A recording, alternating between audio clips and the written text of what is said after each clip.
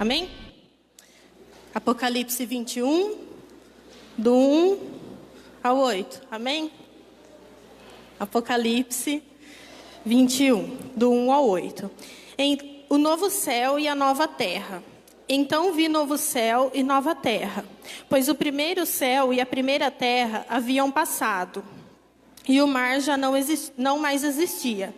Vi também a cidade santa, a nova Jerusalém, que descia dos céus, da parte de Deus, adornada como uma linda noiva para o seu esposo amado. E ouvi uma forte voz que procedia do trono e declarava: Eis que o tabernáculo de Deus agora está entre os homens, com os quais ele habitará. Eles serão o seu povo, e o próprio Deus viverá com eles, e será o seu Deus. Ele lhe enxugará dos olhos toda lágrima. Não haverá mais morte, nem pranto, nem lamento, nem dor, porquanto a antiga ordem está encerrada. E aquele que está assentado no trono afirmou: Eis que faço nova todas as coisas. E acrescentou: Escreve isto, pois essas palavras são verdadeiras e absolutamente dignas de confiança. E declarou-me ainda: Tudo está realizado. Eu sou o Alfa e o Ômega, o princípio e o fim. A todos quanto tiverem sede, lhes darei de beber, graciosamente da fonte da água da vida. E o vencedor herdará todas essas bênçãos, e eu serei o seu Deus, e ele será meu filho. Porém, quanto aos covardes, os incrédulos, os depravados, os assassinos, os que praticam imoralidade sexual, os bruxos e ocultistas, os idólatras e todos os mentirosos, a parte que lhes cabe será no lago de fogo, que arde perpetuamente em meio ao enxofre. Esta é a segunda morte. Senhor, meu Deus e meu Pai, eis-me aqui, Pai, para fazer a Tua vontade, Senhor. Que o Senhor venha falar com cada vida que está aqui. Que o Senhor possa usar a minha vida, Senhor, como um canal de bênçãos, Pai. Que o Senhor venha tocar, Senhor, no coração de cada um aqui. Que o Teu Santo Espírito, Senhor, venha pairar sobre este lugar. Venha nos dar, Senhor, o entendimento da Tua palavra. Fala com o Teu povo, Senhor. Que nós possamos, Senhor, ter um novo entendimento, ter um novo olhar das Escrituras, Senhor. Que o Senhor possa abrir a nossa mente, Senhor, para que nós possamos aprender, entender, Senhor, e sermos mais próximos de Ti, Senhor. Oh, Senhor Jesus, porque não tem, Senhor, como ser próximo daquele que a gente não conhece. Que nós possamos Te conhecer mais nessa noite, Senhor. Que o Senhor venha se revelar a nós, Pai. É o que eu Te peço, Senhor, em nome de Jesus. Amém. Amém? Aqui, vamos começar, voltando um pouquinho. O novo céu e nova terra. Aqui, no capítulo 21, o juízo final, ele já aconteceu. Os inimigos do Cordeiro dos inimigos do Cordeiro e da igreja já foram lançados no lago de fogo. Os remidos, eles já estão na festa das bodas do Cordeiro. O paraíso perdido agora é o paraíso reconquistado. O homem caído é agora o homem glorificado. O projeto de Deus triunfou. O tempo cósmico se converteu em eternidade. O que é o novo céu e a nova terra? É a conclusão do plano de Deus. É a redenção. Quando o Senhor fala de novo céu e a nova terra, quando Ele dá essa visão para João, Ele quer dizer o quê? Que a redenção, ela não alcançou só as pessoas. Porque as pessoas aqui, elas já foram julgadas. Já passou pelo milênio, já foi julgado. Quem que ia viver com Cristo, estava vivendo lá, reinando no milênio junto com Cristo. Quem não era, já foi lá para a segunda morte. Já foi separado. Só que mesmo nesses 1000 anos que o Senhor reinou e Satanás estava preso, foi tudo muito bom. E aí Satanás foi solto. Será solto, na verdade. E ele ainda assim vai conseguir corromper o coração das pessoas. E eu estava estudando e assim, a gente já vê daí de cara já, que você pode ter tudo. Não tinha mais dor, não tinha mais sofrimento. Jesus vai estar reinando, nós reinaremos junto com Ele, e ainda assim Satanás vai conseguir nos corromper. O novo céu e a nova terra é depois disso. É quando não vai mais existir Satanás. É quando tudo novo o Senhor vai fazer. Mas não é tudo novo no sentido de... novo, vai pegar a terra aqui, vai acabar ela em fogo e fazer outra. Não. Essa nova terra, ela vai passar por uma transformação. Assim como o nosso corpo. Nós teremos um corpo glorificado quando nós entrarmos na eternidade. E também quem for ficar lá no lago lá do fogo e enxofre também vai ter o corpo transformado. Porque lá diz que haverá onde o fogo queima e não se corrói, não acaba. O ranger de dentes não termina. Então, também vai ter que ser um corpo transformado. Porque se jogar esse corpinho nosso aqui lá, vai fritar em 2 minutos e acabou. Só que não, o sofrimento é eterno. E o nosso corpo glorificado, para que nós possamos ver a glória de Deus, nós também teremos o corpo transformado. E também vai transformar a terra. E a natureza, ela foi escravizada pelo pecado.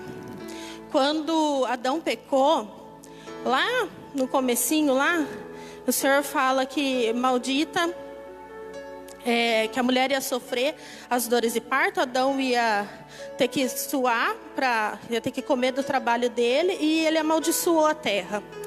Então a terra já se tornou maldita aí, desde lá do primeiro pecado. Então o Senhor, ele vai transformar a terra. Em Isaías 65:17, ele já prediz: porque eis que eu crio novos céus e nova terra, e não haverá mais lembrança das coisas passadas, nem mais se recordarão. Isaías 66:22 também fala sobre isso: porque como os novos céus e a nova terra que hei de fazer estarão diante da minha face, diz o Senhor, assim também há de estar a vossa posteridade e o vosso nome. Isaías 66:22. Ele vai transformar essa terra que já existe. Não vai mais existir separação entre o céu e a terra. Nós vamos estar junto com Deus. É a cidade santa que fala, Nova Jerusalém. O trono de Deus vai estar junto conosco aqui. Ele vem para nós estarmos ao lado dele. E é meio estranho assim, né? Tá pregando sobre céu... literalmente assim, né? Porque às vezes a gente só pensa, né, naquele louvor, ainda bem que eu vou morar no céu, né? A gente pensa assim algumas coisas, mas a gente não entra muito a fundo. E aqui nesse capítulo ele fala exatamente disso. Que nós vamos viver com Deus. Nós vamos ter ali, é um lugar que não há mais morte, e a gente vai discorrer sobre isso. E não vai existir a separação entre o céu e a terra. Deus, ele vai estar junto conosco. Não haverá mais nenhuma contaminação. Quando fala aqui que o mar já não existia, é que não vai mais, não é que o mar vai sumir. Não é isso. É que aqui, João, ele estava onde? Na ilha. A ilha é o quê? É um pedaço de terra cercado pelo mar. E ali, nesse sentido figurado, significa o quê? Que João, ele estava ali separado e que não vai mais existir. Quando fala o mar já não mais existia, quer dizer que não vai mais existir a separação. Já não vai mais existir, é o que eu acabei de falar, Deus vai estar aqui conosco. Nós vamos estar ao lado dele. Então não vai mais existir essa separação. No novo céu e na nova terra, não haverá mais rebelião, não haverá mais contaminação e nem o pecado. Aí, no verso... No 4, ele discorre aqui o que não vai entrar na nova terra. Na nova terra e no novo céu não haverá mais morte, nem pranto, nem lamento, nem dor, porquanto a antiga ordem está encerrada. Não vai mais haver dor, não vai precisar de analgésico, não vai precisar de médico, porque a dor é consequência do pecado. E não tem só a dor física, porque a dor física a gente toma um remédio e passa. Tem remédios tão desenvolvidos aí, tem uns remédios que a gente fica até meio grogue, mas melhora o nosso físico. Mas muitas vezes a gente padece aqui, nesse tempo, a gente padece de dores espirituais. E o único remédio é Jesus. O único remédio é a gente se render. É a gente se deixar ser curado por Ele. E não no novo céu e na nova terra que haverá, que vai existir para nós, já está pronto. E que nós vamos habitar lá, não vai haver mais nem essa dor física, nem a dor emocional, nem a dor espiritual. Não vai haver mais sofrimento, não vai haver defeito físico, não vai haver cansaço, fadiga, depressão, não vai haver mais decepção. Nós estaremos como, para fazer uma comparação assim, seria como se nós estivéssemos vivendo no paraíso. Para fazer uma comparação, é como se nós fôssemos lá, o Adão e a Eva, no lugar que o Senhor preparou. Ele mesmo preparou essa cidade, Ele mesmo preparou o novo céu e a nova terra, a cidade santa. Ele preparou para a noiva dele.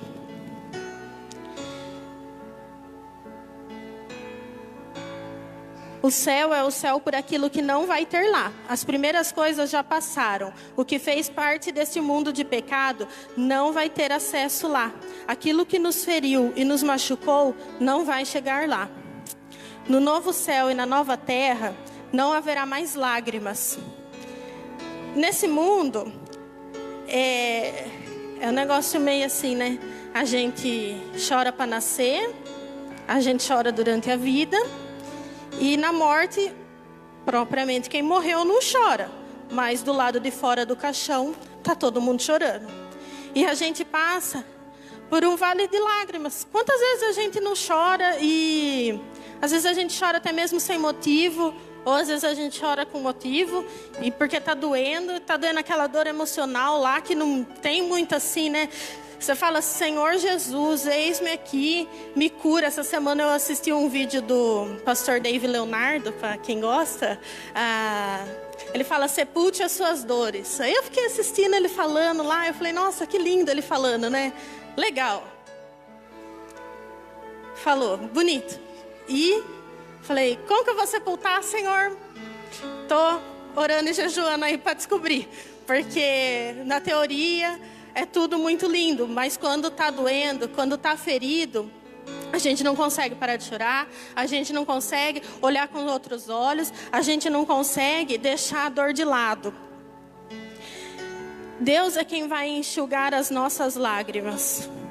Não é porque a gente vai estar no céu que nós estaremos autopurificados lá. Não é o fato de estar no céu, é Deus quem vai enxugar as nossas lágrimas. É Ele que vai secar as nossas lágrimas, que vai vir de encontro ao nosso pranto.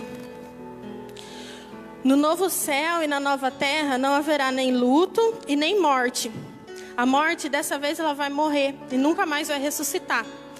Ela foi lançada no fogo do enxofre e ela não pode mais nos atingir. E... também não vai mais existir. No céu, eu estava pesquisando mais sobre o céu, eu fiquei pensando, né, até na vigília eu tinha comentado com o Didi, né? A gente vai ficar lá em cima da nuvem tocando harpa. Deve ser, né, monótono, pensei. E aí eu fui pesquisar mais, mas o céu não é isso. Lá nós vamos trabalhar. Nós vamos trabalhar no reino de Deus. Nós vamos render louvores a Ele, sim. Mas nós não vamos lá ficar passeando em cima das nuvens brancas. Aí vem um de encontro, faz bibi, passa todo mundo dando tchauzinho um pro outro. Não é isso. No céu nós vamos trabalhar. Nós vamos trabalhar para o Senhor. Nós vamos render louvores para Ele. Mas não vai ficar lá panguando de boa lá a vida inteira, não. E não vai... Só que tem uma profissão que não vai... Uma não, né? Várias. Que não vão mais ter... no novo céu e na nova terra, que é o coveiro, o agente funerário, as pessoas não vai mais ter cemitério, porque não vai mais ter morte. O novo céu e a nova terra é a eternidade. A eternidade que nós vamos viver com Deus. Nós vamos viver lado a lado com Ele. E quem não vai estar no novo céu e na nova terra? No verso 8, ele fala dos covardes.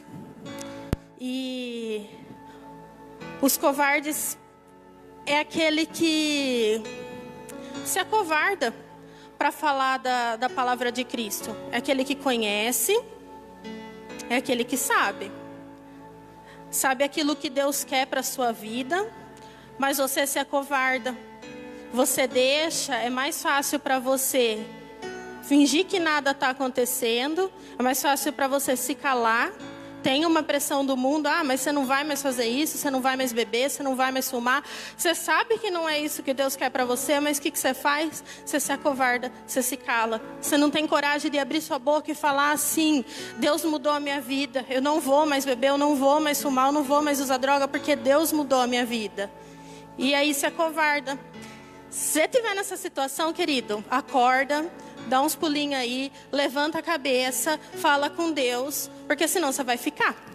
Aí, o que espera é o lago do fogo e enxofre, porque não vai ter espaço para os covardes, para os indiferentes ao Evangelho.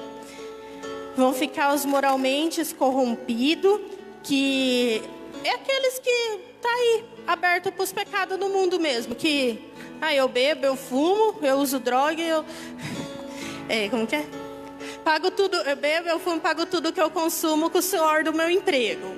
Era isso que o meu marido falava para mim. Eu era obrigada a ouvir isso. Ele pagava tudo que ele consumia com o suor do emprego dele.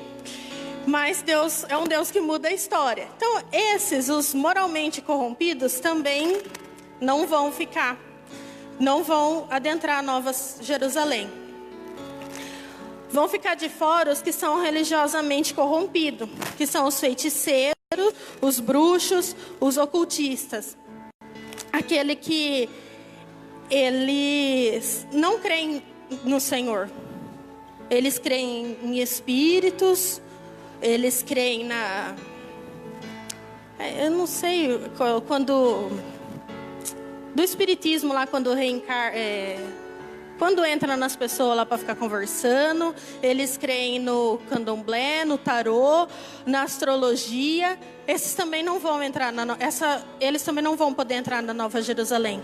Só vai entrar na nova cidade que Deus está separado para os crentes, é aquele que crê no Senhor. E vão ficar também de fora os que não são confiáveis na palavra. Aqueles que falam e não cumprem. Aqueles que falam uma coisa e fazem outra. São aqueles em que não se pode confiar. A mentira procede do maligno. São aqueles que encobrem os seus erros. Deus coloca fora dos portões da Nova Jerusalém aqueles que amaram mais o pecado do que a Deus. E às vezes a gente acha que pecado é só aquele que está escancarado, assim. É só a pornografia, é só a droga, é só o alcoolismo.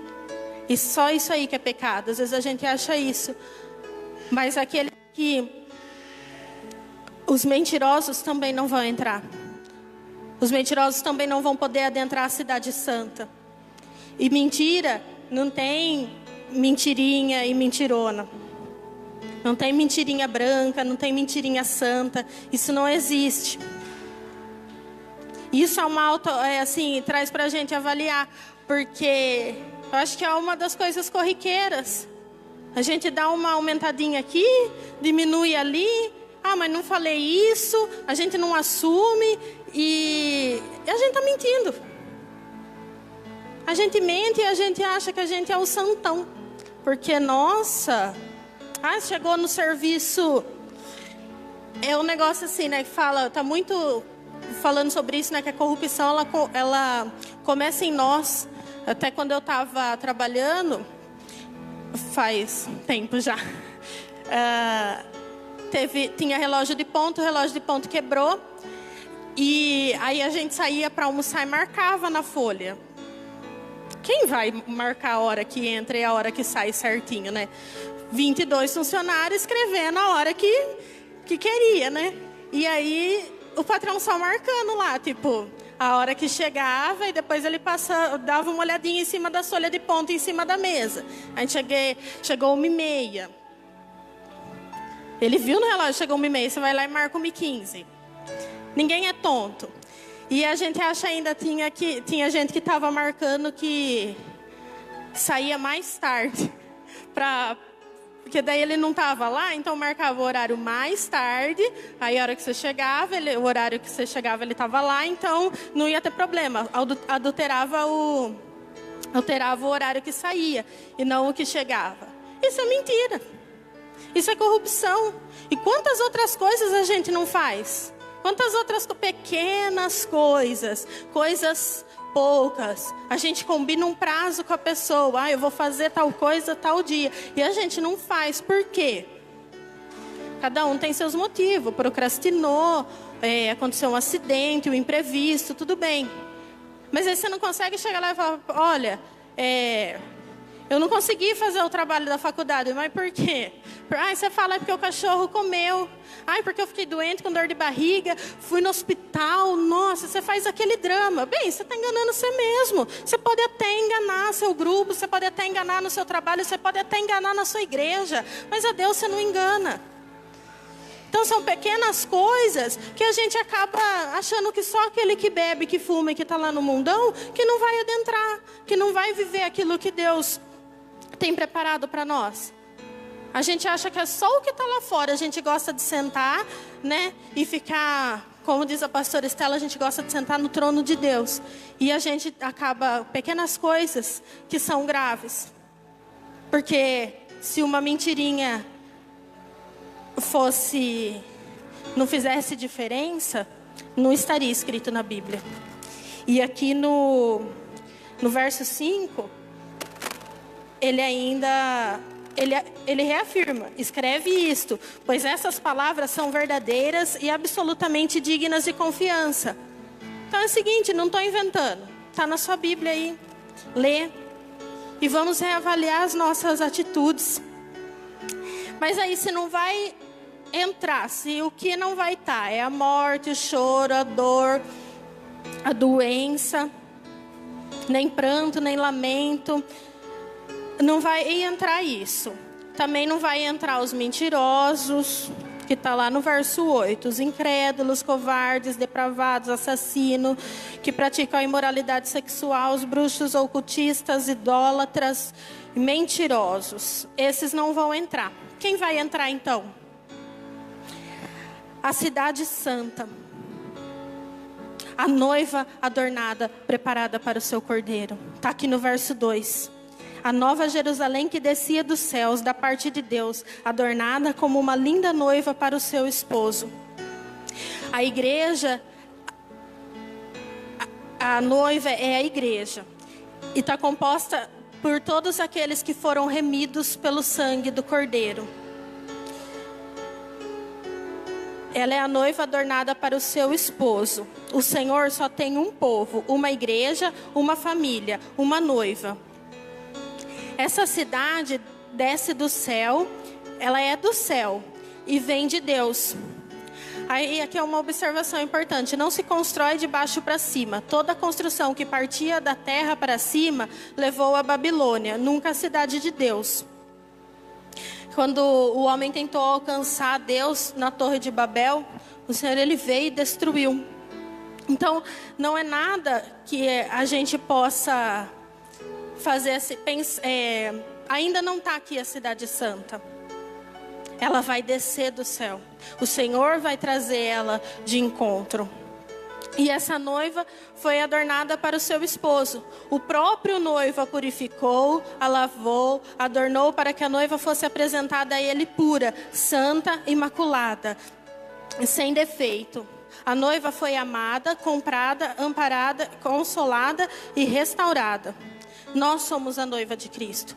A partir do momento que a gente aceita Ele e se permite ser conduzido por Ele, se permite, deixa Ele cuidar da nossa vida e permanece nos caminhos dEle, nós estamos fazendo parte dessa noiva, desse corpo, dessa igreja que vai se encontrar com Ele. Porque a noiva vai morar no novo céu e na nova terra. Versos 6 e 7. Declarou-me ainda: tudo está realizado. Eu sou o alfa e o ômega, o princípio e o fim. A todos quantos tiverem sede, lhes darei de beber graciosamente da fonte da água da vida. O vencedor herdará todas essas bênçãos, e eu serei o seu Deus, e ele será meu filho. Porque o Senhor, Ele vai nos permitir ficar com Ele. Porque o Senhor, Ele vai nos permitir morar com Ele. Porque a noiva vai morar no novo céu e na nova terra. Porque é o plano de redenção dEle se concretizando. É aquilo que Ele projetou para o homem se concretizando neste momento. Quando Ele vai reinar como separados dEle. Quando nós estaremos lado a lado com Ele. Tudo provém de Deus.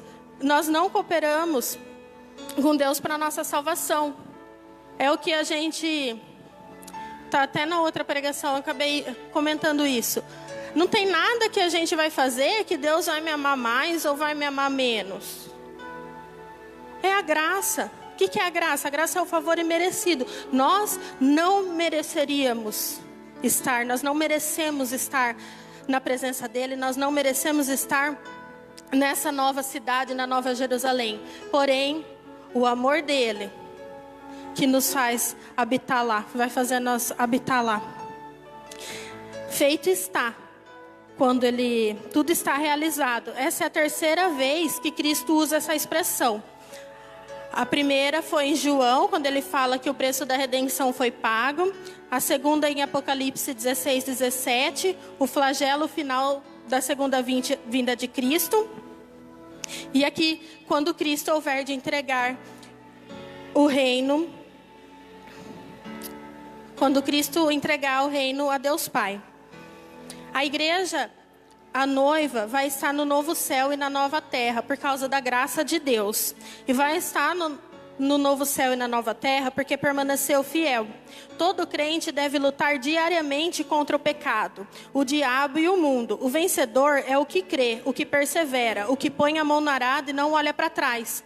Porque a morte ela não vai mudar ninguém.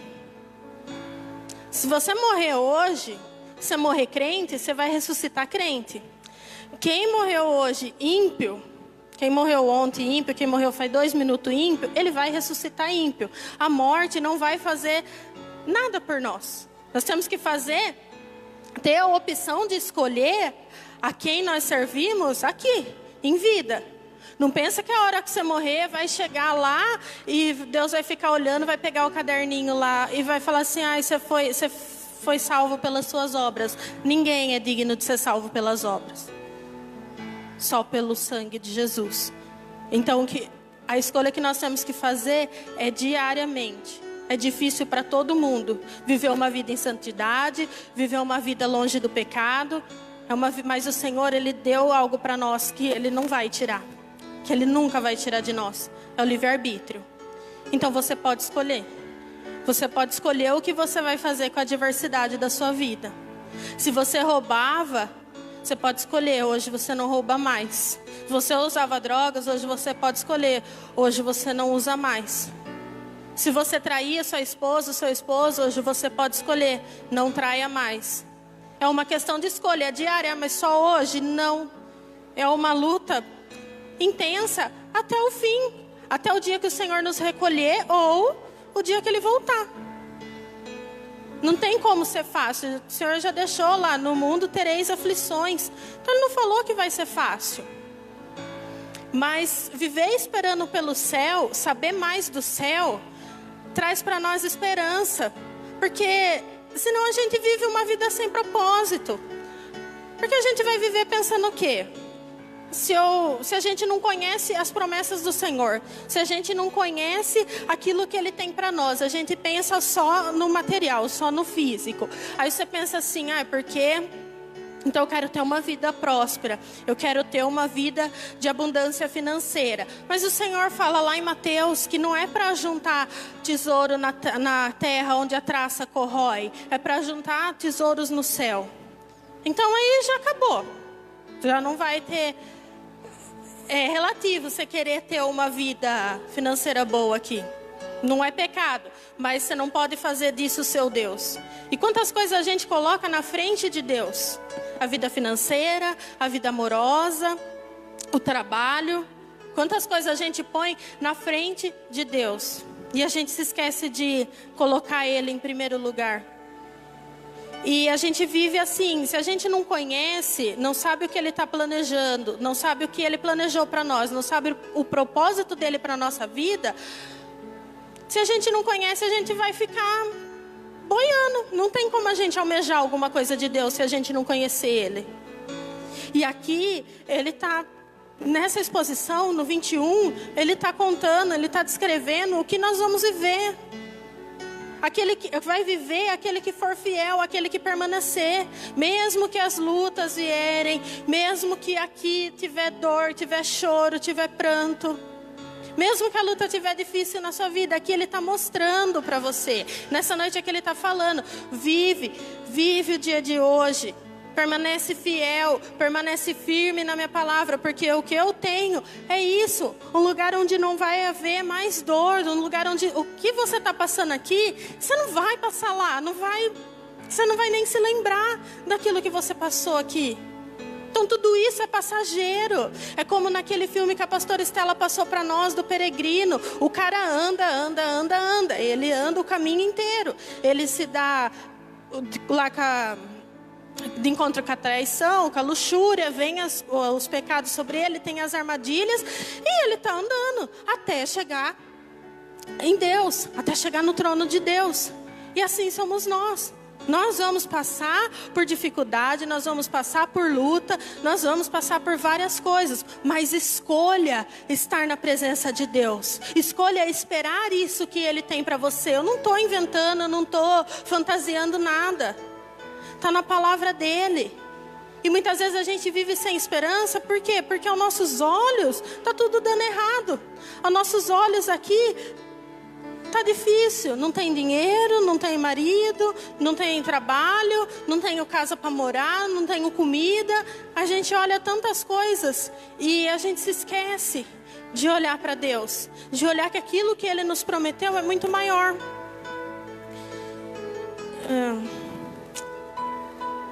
Peraí. Não deu tempo de fazer slide esse final de semana porque era meu marido que ia pregar, aí eu só...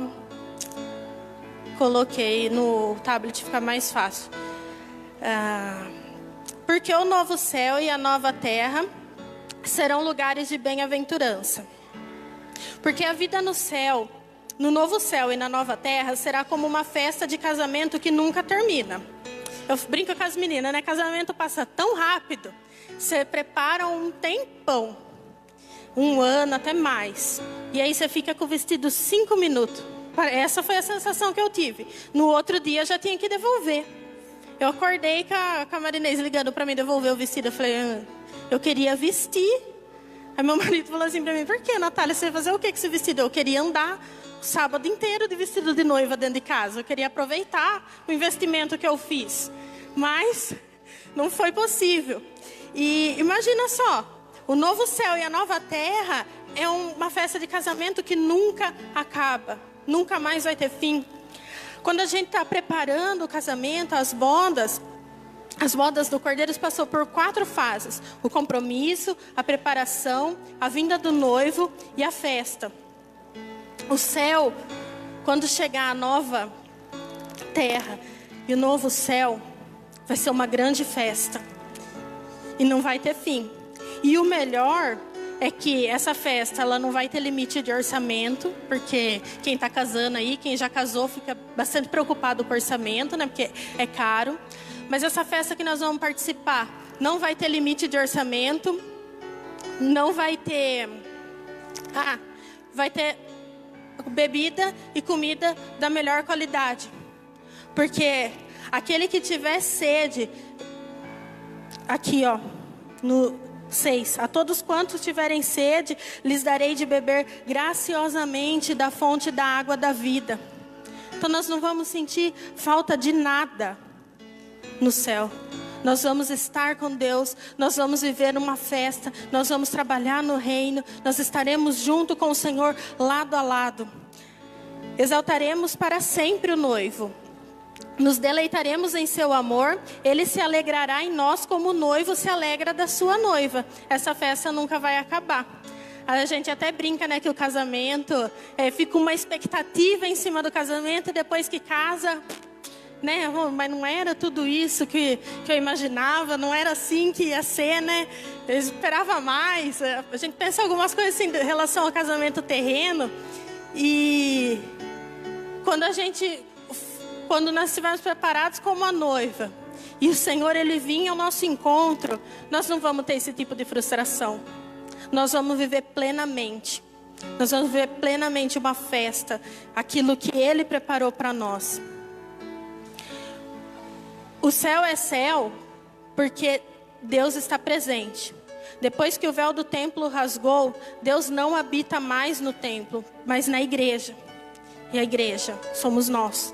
O Espírito Santo não enche o templo, mas os crentes. Agora somos o santuário onde Deus habita. Agora somos um reino de sacerdotes. Veremos Cristo face a face. Veremos como Ele é e Ele vai morar conosco. E não haverá mais separação entre nós e Deus. A glória do Senhor vai brilhar sobre nós. O Cordeiro será a lâmpada da cidade santa. Porque no novo céu e na nova terra teremos profunda comunhão com Deus. Porque nós vamos estar lado a lado com Ele. Nós vamos estar ali junto. Vai ser íntimo o contato. Vai ser algo que vai ser... Nós vamos olhar para Deus assim como eu olho para vocês, vocês olham para mim. Nós vamos vê-lo. Imagina isso. Que grande. Pensar assim que nós somos a imagem e semelhança dele. Pensar que nós vamos estar ali. Alguém que a gente né, imagina Deus. Por muito tempo eu achei que Deus era um senhor de barba branca que estava lá com o coisinho na mão lá, olhando a terra e com uma cara de bravo. Hoje eu tenho a menção de Deus como um pai amoroso, aquele que nos abraça, aquele que não está com o negocinho lá assim, eu não lembro o nome daquele, cajado, que está lá assim olhando para a gente. Eu não tenho ele com essa menção assim, fechado, carrancudo, olhando para nós. Hoje eu aprendi mais de Deus. Nessa caminhada, eu consegui aprender que Deus é um pai amoroso. É um pai que está de braços abertos. Que Ele está com os olhos atentos para cada um de nós, sim. Que Ele vê todas as coisas, que Ele sabe todas as coisas. Mas que Ele, acima de qualquer coisa, Ele nos ama. E Ele não... Ele nos julga. Se nós pecamos, Ele tem o peso do pecado sobre nós, mas se nós nos arrependermos, Ele nos perdoa e esquece. Deus não é um Deus que Ele fica lembrando, mas você pecou. Aí você pecou, você pede perdão. Você pediu perdão, querido, verdadeiramente, de dentro do seu coração, é algo seu, e Deus, Ele não fica guardando rancor. Quem fica te lembrando que você pecou, quem fica te lembrando que você caiu, é Satanás. Não Deus. Porque quando Ele nos perdoa verdadeiramente. E hoje eu tenho mais essa noção, assim, essa menção de Deus como um pai. E por isso que muitas vezes, assim, a pastora Estela, a pastora Cineira, elas até falam assim, mas como que é o relacionamento com seu pai na terra, né? Como que era o seu relacionamento com seu pai? E quando a gente tem problema com o nosso pai, a gente não consegue olhar a Deus assim, porque a gente já cria um bloqueio ali. Então eu tinha a menção de Deus exatamente como meu pai era. Ele falasse assim, olha lá, caiu? Falei para você não fazer isso. Tá vendo? Uma frase típica do meu pai. Foi procurar o que não perdeu. Então qualquer coisa que você fizesse na sua vida e desse errado, era isso que eu ia ouvir. Eu, meus irmãos, foi caçar o que não perdeu. Então essa era a ideia assim que eu tinha de Deus, que a qualquer momento, quando eu errasse, quando eu caísse, quando eu pecasse, Ele ia falar assim para mim, olha lá. E eu olhar lá de cima e falar assim, olha lá, Natália, foi caçar o que não perdeu, foi procurar o que não perdeu. E às vezes a gente nem tem um pai presente, a gente nem sabe o que é um pai. E aí fica mais difícil ainda de criar esse vínculo com Deus. Porque você acha que Deus é ausente da sua vida, porque você acha que Deus não está te vendo, porque você acha que Deus não está te ouvindo, porque seu pai não segurou na sua mão quando você precisou, porque seu pai não estava do seu lado quando você precisou, você não consegue ter essa menção de Deus. Porque, voltando aqui, porque no novo céu e na nova terra desfrutaremos plenamente da nossa filiação. Verso 7. A igreja... o vencedor herdará todas essas bênçãos, e eu serei o seu Deus, e ele será o meu filho. Nós temos que tomar posse da nossa herança, da herança que Deus deixou para nós. Neste momento nós vamos tomar posse, quando nós estivermos lá, na cidade santa.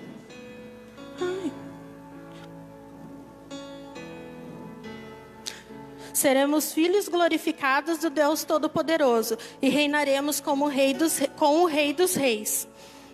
A igreja é a noiva do Cordeiro e filha do Pai. E eu fiquei pensando, né? Pregar sobre o céu. Eu falei, Senhor, pregar sobre o céu. Parece uma coisa assim, fora da nossa realidade. Né, ficar falando aqui parece tudo muito utopia, parece um sonho, parece que está tão distante de acontecer, né?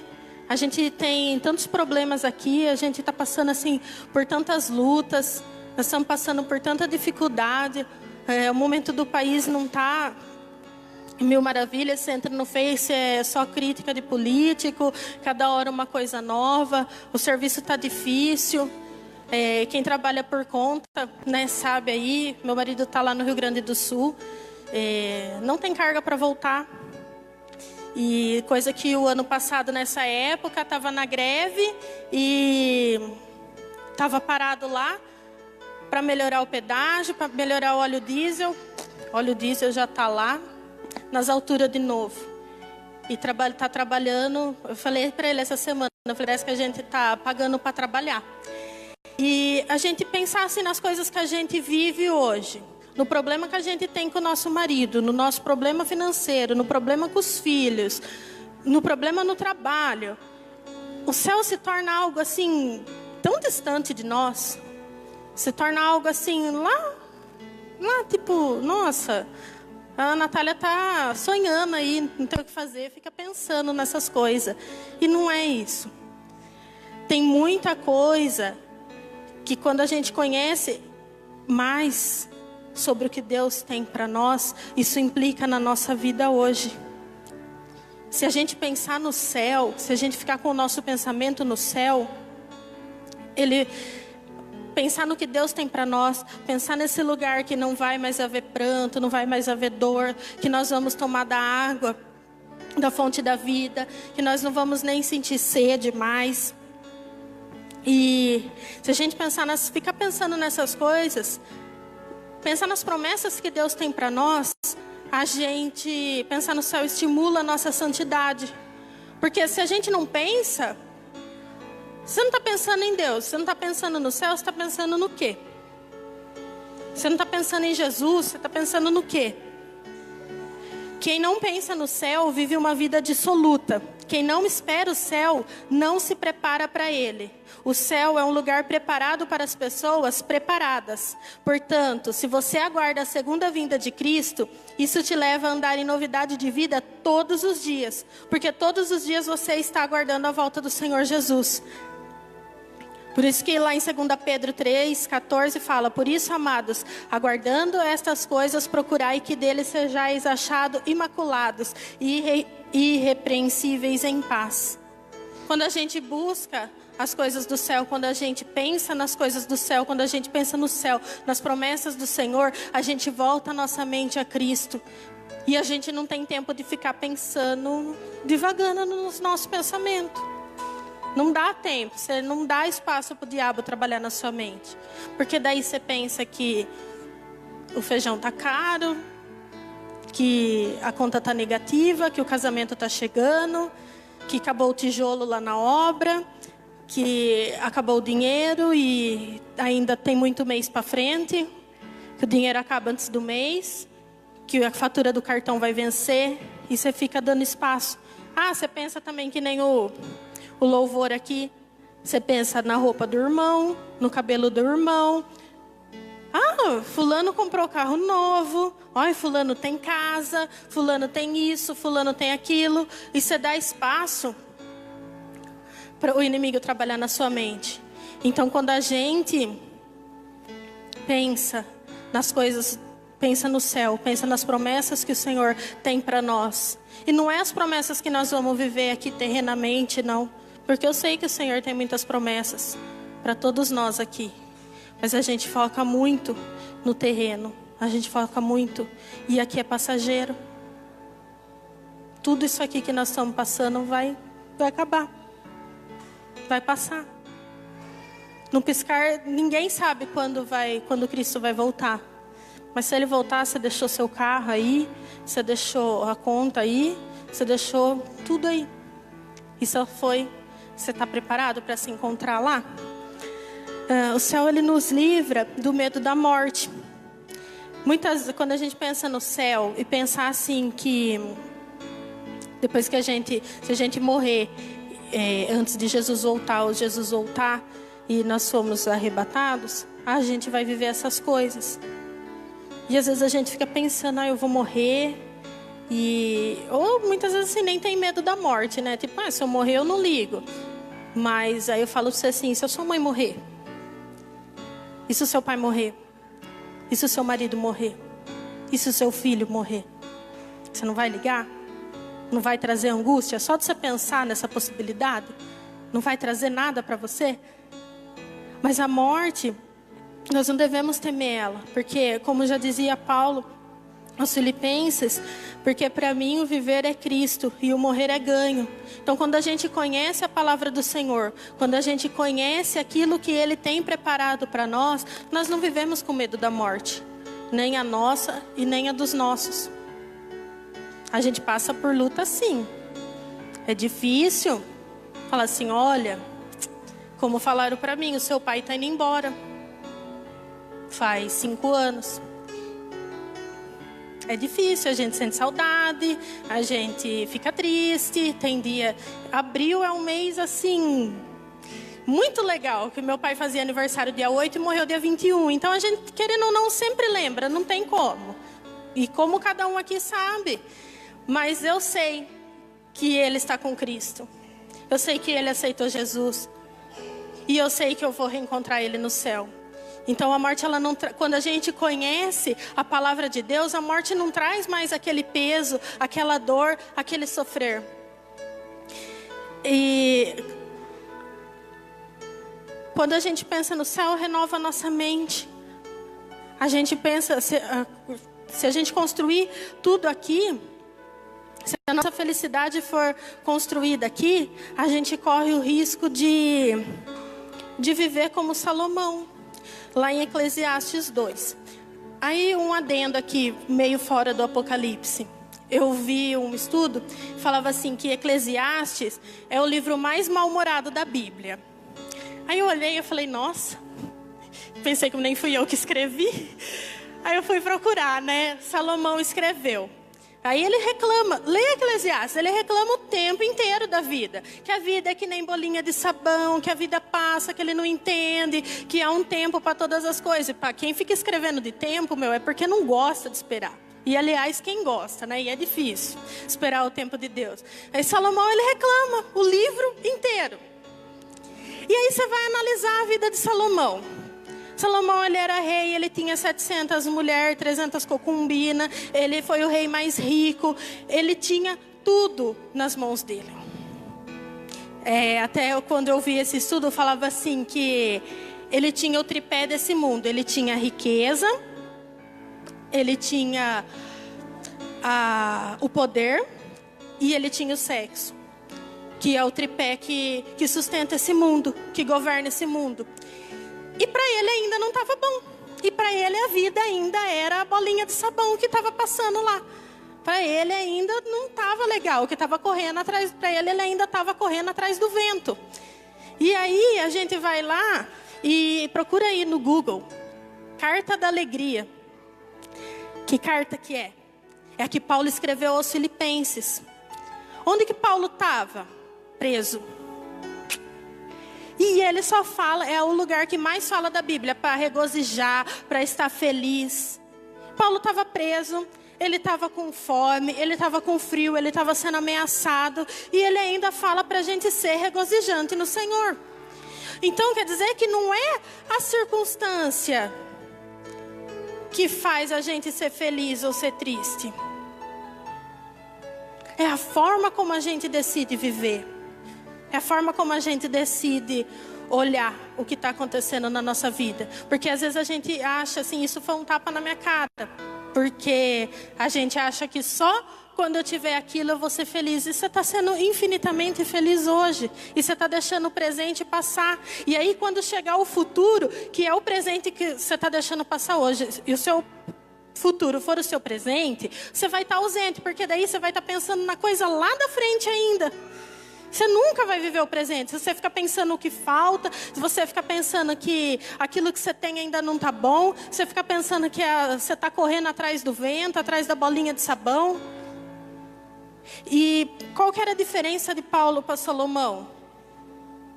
Salomão, ele tinha o tripé do mundo. Ele tinha a sustentação do mundo ali nas mãos dele. Ele tinha o poder, ele tinha a riqueza e ele tinha o sexo. Mas Paulo, ele tem o tripé do cristão. Ele tem o tripé que todos nós precisamos nos apoiar. Que é o Pai, o Filho e o Espírito. É só se apoiando nesse tripé. É só se apoiando em Deus, em Jesus e no Espírito Santo que a gente vai conseguir viver uma vida regozijante. É só quando a gente olhar para o que Deus tem para nós que nós vamos viver uma vida regozijante. É só quando a gente olhar para as promessas de Deus, para a gente olhar o que Deus tem. E assim foi algo... Quando eu li esse estudo sobre Salomão, aí eu falei, nossa. E eu nem tinha pensado nisso. Que Salomão que tinha fama, que a rainha saiu lá do não sei na onde, só para vir conhecer ele, para ir até onde ele estava, que ele foi o rei mais rico, o rei mais sábio, o rei bonzão, que tinha bastante mulher, com um grande reino, e para ele ainda não estava bom. E até nesse estudo falava assim, que tudo que a gente reclama, inflama. Tudo que a gente reclama, vai inflamando. Inflama o nosso coração, porque a gente fica irado. Inflama a nossa alma. É uma inflamação. Nossa, eu nunca tive furúnculo. Mas quando eu pensei nisso, eu pensei num abscesso. Falar, mas, né? Pensei num abscesso. Imagina aquele negócio pulsando ali. Imagina essa inflamação, você reclamando e aquilo pulsando. E quanto mais pulsa, quanto mais inflamado tá, mais dói. E quanto mais você reclama, mais inflama. E aí falava assim, Salomão, ele era o inflamão, né? E quanto mais a gente agradece, mais cresce. Quanto mais a gente agradece, mais cresce a nossa gratidão a Deus. Porque às vezes eu vi um negocinho assim, né, frase do Instagram lá, se você acordasse amanhã só com o que você agradeceu hoje, com o que você acordaria?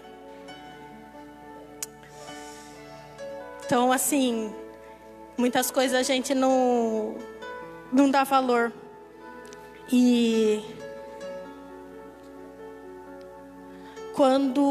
já estou encerrando, lembra quando o povo de Israel pecou no deserto? Deus chegou para Moisés e falou assim, Moisés, eu vou cumprir a minha promessa.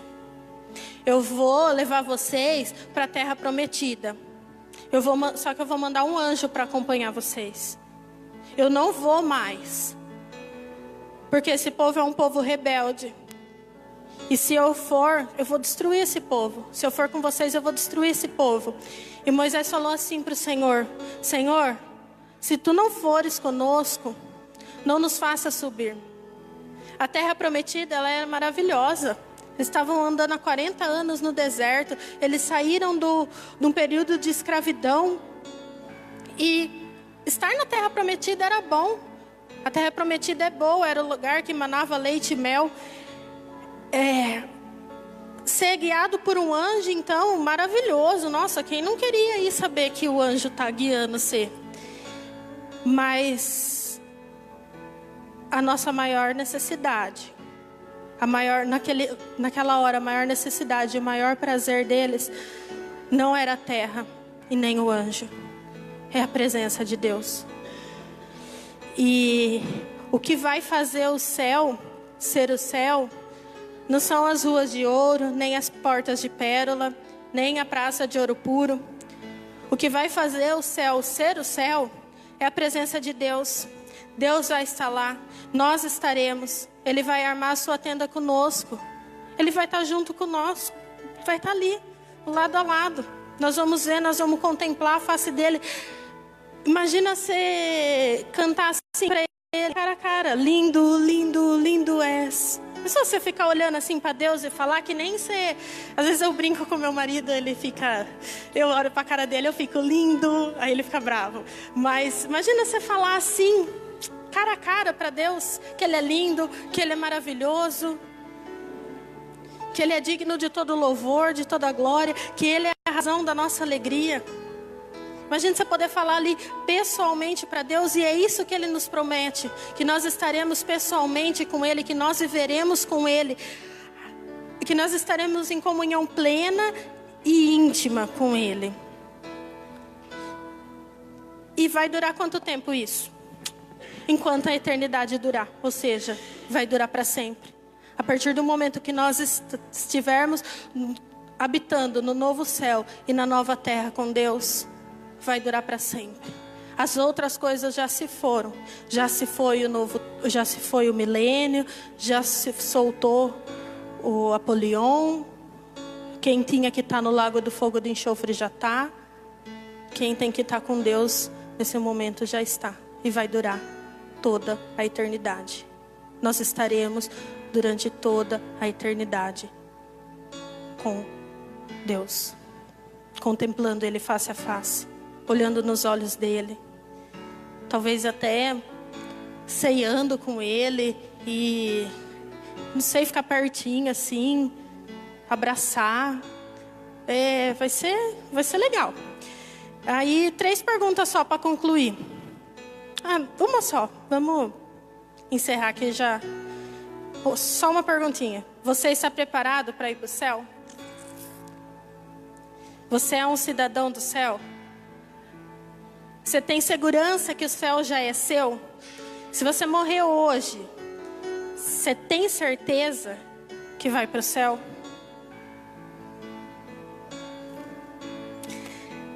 Se você